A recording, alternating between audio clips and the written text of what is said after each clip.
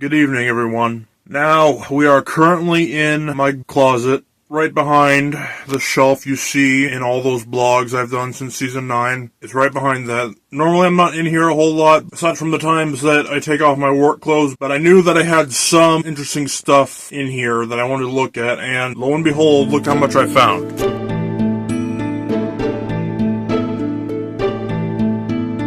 You probably know that feeling where you re-experience something that you haven't experienced in a long time, so much so that the nostalgia overload gives you a headache. Well, that's kind of what happened to me here. I found enough interesting little knickknacks and loot from good old scouts that I feel like it would only make sense if that was the main topic of this blog, instead of just doing a redux or whatever.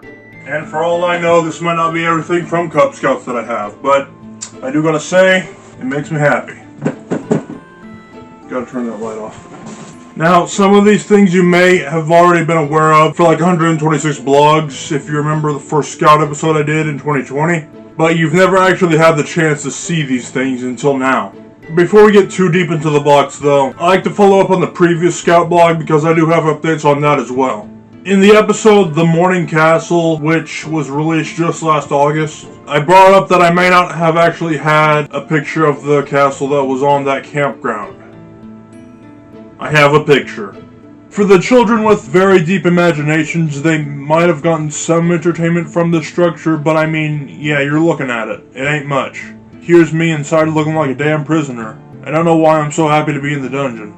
Also on that matter, that campground also had a wooden boat. And just like the castle, it was really empty, so it was more like a photo prop setup than anything. I guess we'll call this one the Evening Steamboat or something like that. But obviously that won't be the title of today's blog. Anyway, let's finally get to the main point now. We will start with basic things like my Pinewood Derby trophies and cars. You may remember in that episode, Youth in the Outdoors, I said that my paint jobs for these cars were not that impressive.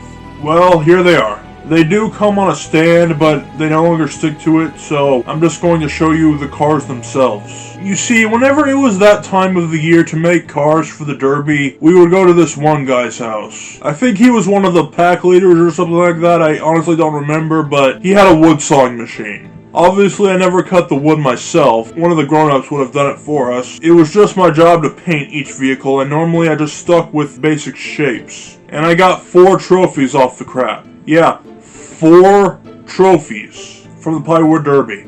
Oh my gosh. 3 piston cups. 4, boy!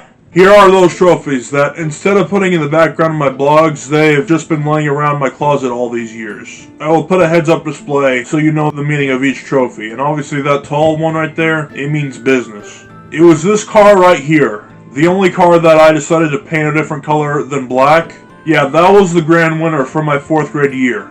Kale Jr. really did make me proud. Anywho, let's get a move on here, because you can see we had quite a lot in that Ziploc bag. We have handkerchiefs for each grade that we would wear around our necks. I'm assuming the plaid one was for both years of Weeblos or something, since, you know, that's not an actual animal. We have a number of belt loops, some things I must have painted at one meetup, a number of badges in a baggie that I didn't bother taking out to look through though. But there's a lot more in that baggie that I realized I had. Like, I didn't know I got that many badges. I don't exactly know what's in this mint container on the left. I mean, there are cotton balls and hard stuff in there. That's about it. I'm really hoping that hard stuff wasn't actual mints, because good damn, are they expired by now.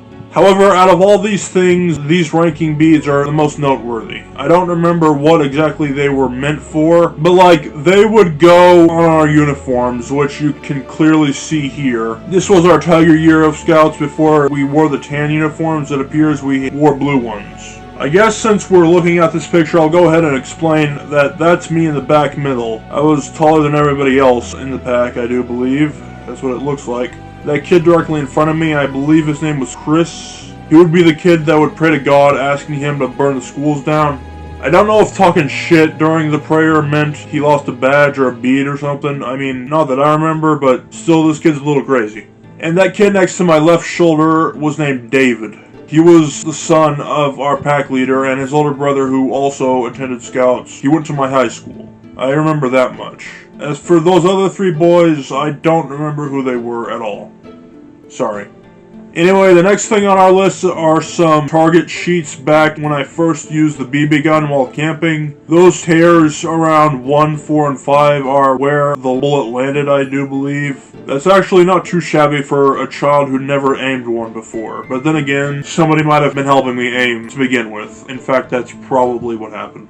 Next, we have some handbooks. I don't know where the bear one would be, but I do have the first two. We're definitely not going to be reading these books for this blog, but I do remember my dad and I making a birdhouse for Cub Scouts, and I assume this is where we found those instructions to do just that. Last and least, we have a few extra things, like another arrowhead, this time being made out of leather, it looks like, some scouting papers that are not important, and a bag of rocks. If I'm being honest, I don't know if these were rocks I found at Scouts or someplace different, but since rock collecting kind of fits the theme of Cub Scouts, I decided I'd include them in the video. So yeah, all in all, I did snag some pretty good merch for this completely pointless ass video. Before I leave, though, I do want to show a few extra pictures. It wasn't just the campgrounds that we camped at. There was one instance in 2007 that we also camped out at our local baseball stadium. Man, have times changed. I don't even think they use that stadium anymore. In fact, I don't even think it's there anymore. But when it was there, my dad and I were watching a game at that exact stadium, and I remember one of the players hit a home run and the ball landed on me. If my memory's not failing me, I don't think it would have been a dream. I think it's real. I was about to throw it back into the field, but my dad stopped me and was like, "No, Kale, you get to keep the ball."